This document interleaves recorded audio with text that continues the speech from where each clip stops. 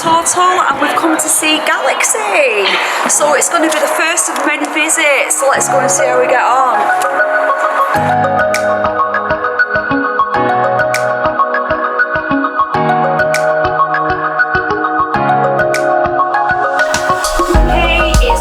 And Kerry from Total, and we've come down to Galaxy today to meet 3 professionals. So we've got Tracey, Dan and Steve. So how are you all getting on today, guys?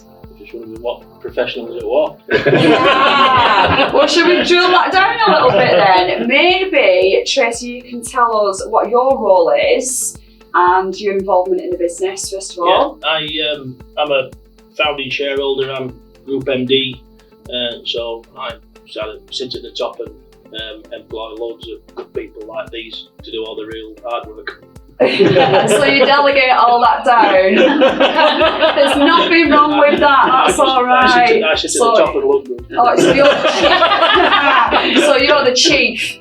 Something like that. Right, okay. And yourself, Dan? So I've been with Galaxy for 3 years now, which has gone quick. Sales director now. Started off as a business development manager, got promoted last year to sales director. Oh, well done. Thank you. And what else do you do in your role? It's a bit of a niche role, I suppose, because I was talking to someone last week, Darren, one of my colleagues, and said you kind of just work, you kind of have the freedom to do what you want at Galaxy. Whereas I've worked in bigger companies before where you're kind of restricted and red tape. Tracey and management team kind of just let you have the freedom to roam and do a job that's probably unique in industry, specialising in what you want to specialise in and exploring supply chains that you want to without any kind of complications. Really. That's good. It makes a difference, doesn't it? Yeah, it makes it easier. You feel like you're an actual person working for a company rather than a number. Yeah. Which some companies the same size as you guys, they can come across like they feel like a number. Corporate. Yeah, very corporate, but you guys have a different kind of spin on it, which is really good. Steve, What about yourself? What's your role and what do you do? So I came to Galaxy about a year ago.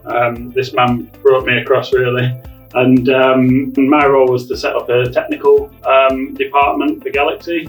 So what we do is we basically provide our customers free of charge technical services to support them with compliance with building regulations, with standards and warranty providers and things. So it's something you get as a sort of an additional benefit to sort of trading with Galaxy. So we've got within that sort of 3 specialisms, the sort of the thermal consultancy and acoustic consultancy side of it.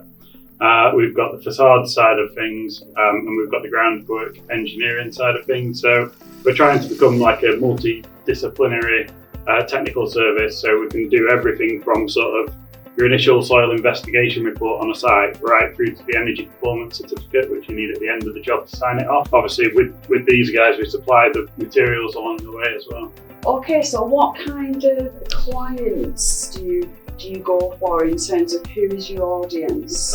Our key markets for this service is sort of house builders, off-site manufacturers, timber frame manufacturers and contractors, specialist contractors. Okay, and I'm assuming you've got competitors. I'm going to end this question at yourself, the chief over there. Okay. So in terms of yourself and the competitors, what do you think gives you guys the edge over everybody else that does this? I think probably our skills. Everybody that works for us on sales are handpicked for their. And it's not just their skills; it's their attitude. Most of our guys care, but everything's usually most walks of life. It's more the attitude than aptitude. You can have all the skills in the world, but if you don't want to put them into practice, it doesn't matter. But all our guys care about the customers. They're individual business managers. Everyone has a portfolio. Dan's saying that he can pretty much do as he wants. He can, but the first job is he looks after what he's got. In terms of how he grows that is then, we don't say, well, you've got to go see that 16 customers or that 20 customers. He looks after his own accounts and then thinks how to grow them. So our people are the biggest difference in their attitude. All our competitors have got the same things as us. They have warehouses, they have loads of stock, they have wagons. And it's our skills and expertise mean the customers out there mostly want to come to us. Okay, so do you get a lot of customers coming back to yourself through business? Yeah, we're not the biggest in the market by a mile, and probably we don't want to be. We'll never want to be, because size brings problems. Dan, one person can be brilliant, but they can only do so much. And the minute you start taking too much on, you start letting people down. So it's quite controlled, and we have lots of repeat business. That's good. Particularly in Steve's sector, because if none of our competitors can offer the services that Steve's department can. Okay. So we get repeat business from that. But really, our people are the reason why people keep ringing us back. We're not selling anyone something that they didn't know they wanted. We're not sticking our foot in the door to sell a double glazing or a conservatory they didn't realise they needed. Our customers are people out there who have a need and a requirement, and our job is to make sure they ring us. Thankfully, there are little niches within that market. Steve and his department can get involved and actually look at it and say, well, you really don't need to use that. You could use this, and it's just doing something other than selling them a plasterboard and a piece of insulation. We've had some good success. I've had some good success personally working alongside Steve, because I deal with lots of modular guys, timber frame offsite manufacturers, and they've got some challenging conundrums on the specs where they need to get a certain U value that might be quite onerous given the fact they've got a certain length stud. Steve can go in and look at that stud and do it for the cheapest way possible for that customer, which, whilst the inquiry might be for one product, by the time Steve's done with it, it's for a different set of products, and you're getting a much better value out of it, because the cost per square metre for the customer might end up being a couple of pounds cheaper. So whereas we've kind of done our bit and we'll make our money on what we offer, we've saved the customer and offered a good value proposition for them. I think we've had some good success. That's fantastic. So what you're doing, you're getting the cost down to a bare minimum for them, but for a quality service. Yeah, and I think that's the real important thing to sort of stress here, is that the products that we specify are always going to be compliant. So that's the first thing that we look for. The second thing we look for is the price of those products. And the third thing we look for is the availability. So we try and stock products that are stocked in our branches. If we specify those ones, then there's no delays to the sort of manufacturing process. So if you're talking about off-site construction, for instance, it's really important that they have just-in-time deliveries. And that's why a lot of off-site customers are coming to us, because if you go to a manufacturer, they will always specify their product, whether it's the best product for that application or not. If you come to us, we'll actually put forward the most appropriate product and the one that's readily available. And particularly, now at the moment, we're seeing a lot of products go on allocation, which means price shortage increases. And price increases. So having that adaptability and an impartial technical services to come to, and we will actually therefore look at all the products that are available now, and not the ones that are sort of potentially out on extended lead times, and we'll put those products into the specification. Okay. And yes, there's often a cost saving, and sometimes it's on the product, sometimes it's on the labour, or sometimes, sometimes we actually have to say to the customers, it's going to cost you a bit more, but you didn't realise that you weren't complying with this building regulation. Yeah. So that can actually make a big difference, because potentially there could have been problems coming further down the road where building control or warranty provider picks up on a mistake. We're actually picking up on that much earlier. So. That's good. And that's stuff we don't get any benefit for. Yeah. So we'll have some of the knock-on effects of what the work that Steve does is taken. I mean, the one job we were talking about last week took 2 panels off. Yeah. So we don't get no benefit from that. Yeah. But the customer does. Yes. So it's quite an interesting kind of knock-on effect, the work you do. Yeah. Swapping triple glazing out. One of the sites had triple glazing on, that by the time Steve had rebuilt the setup, it could put double glazing in, which is a huge saving on the site. Yeah. So it's like value adding from lots of different angles, and stuff that we don't get no benefit from, that the customer does. And I suppose that's one of the reasons why I want to get this message out there, isn't it? Yeah, and I think the the way that we do it is sort of, we will actually do bespoke SI values, which is the junction. So where a floor meets a wall, for instance, most SAP assessors will just put an assumption in there, and the software assumes a worst case scenario, whereas we will actually detail all of the SI values. And also the other thing we do is we have different hats on, so we're looking at the thermal performance, we're looking at the acoustic performance. We've got a specialist fire team in Galaxy who can look at the fire performance of it. And it's having a company with, multiple hats on that can look at things and find the best way to get through all of these often conflicting regulations that we have in construction. And constantly changing. Yeah, they are. Yeah. The fire regs at the moment, as you can imagine, just chopping and changing and swapping. Yes. And for me personally, having someone like Steve alongside, especially when you're working with modular guys who are building quite high profile repeat jobs, you need to be right at the forefront of the knowledge and the kind of legislation, because otherwise you could end up in bother. You're putting products forward and you're putting systems forward. So having a technical team and working alongside Steve with the modular guys has been really helpful for me personally. If the original spec's wrong, what Steve might unearth is that what they're going to have to do is going to take them longer.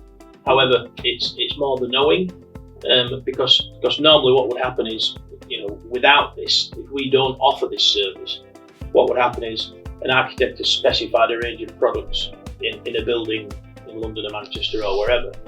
That gets handed down to a main contractor who may or may not buy some of them, and then he hands it down to a subcontractor who may or may not buy some of them. And within that process, normally, if someone rings one of our competitors and says, I've got this job in Sheffield City Centre, we need 3,000 metres of this. Right, okay. Normally the process is, right, when do you need it? How are you going to take it? Here's a price. Done, finished. That's it. Whereas we'd be asking, right, what's it for? What sort of building is it? And then we offer the technical service to say, well, if you like, we can take a look at it to make sure that that is correctly specified, because it's not a given that it is. Yeah. Architects are like the rest of us. There'll be ones that are better than others, and there'll be ones that specialise in certain types of buildings. And the one thing is that insulation, irrespective of whatever type of building you're doing, insulation isn't the most significant part. It's the world to us, because that's what we do. But in terms of a job, if it's a high-rise block or anything, the value of the insulation within that is quite small, and it won't be at the forefront of the architect's minds. Architects won't be going to college dreaming about putting insulation in buildings. they'll be thinking about structures and how fantastic it looks and awards. They won't go to bed thinking, I wonder what insulation I'm going to put in. So it's an often neglected part of the process, but because of things like acoustics and fire protection, it's more and more vital. So that's why we've got into this sector, because we can offer something that is unique, because we're actually saying to them, we can check that that's right, and we can tell you if it's wrong, and if it is right, we'll just give you a price for it, and everybody's happy. But I know in the 12 months that Steve's been with us, we've got 2 house builders that have built over 100 houses that don't actually comply. They're not complying with the building regulations they were supposed to. And as time goes on, sort of infringements like that will get picked up on and get rectified, because post Grenfell, quite rightly, things aren't allowed to drift, and people will put things right. So it's a unique proposition. Even yesterday there was we were talking to a manufacturer, and they were saying that their product was compliant for a fire test, and we didn't take it at face value. We actually asked for the fire certification, and we noticed that the claim was incorrect. There was a requirement for additional products that were in the fire test that weren't mentioned in a sales call. So it's things like that. We're picking up on little things where we're checking it, and we're making it safer for people. And we're passionate about the built environment. We want to make improvements for people. You know, the SI values that I was talking about earlier, it means that the building performs better. And if you're living in a building or working in a building, you want it to be warm. You don't want condensation and then mold growth. You don't want to be able to hear your neighbours. All of these things make a real difference to people. And, you know, I do a lot of walking, and when it chucks it down in the rain, I'm really happy when I get home. It's a nice toasty house and everything's okay. And this is what we're talking about. You know, if we can make improvements to buildings, make them safer, make them better, make them warmer, using less energy, reducing people's bills. You know, these are things that we're excited by, really. And it's a bit geeky, but that's you can that's tell what that you're gets me out passionate there. about it. All you. The work that we do is actually independently audited as well. So, you know, it gives our customers a lot of reassurance that we're actually doing what we say we're doing because someone's checking it. Yeah, I think we have absolutely hundreds and hundreds of competitors, and the materials we sell are available probably on every street corner, and it's just making, you know, the difference is making sure that more and more people want to come to us to get those materials because they will get extra things with it. It's the service that you offer. Yeah. You know, You can tell. we don't just want to say, yeah, we'll give you a price for that and we can do it tomorrow. You know, there is lots of jobs like that where it is, you know, lots of what we sell is asked for today, delivered tomorrow, whether it's plasterboard and that sort of thing. But beyond that, there are other areas that you can get involved in to offer a much better service. And that's what we're about, really.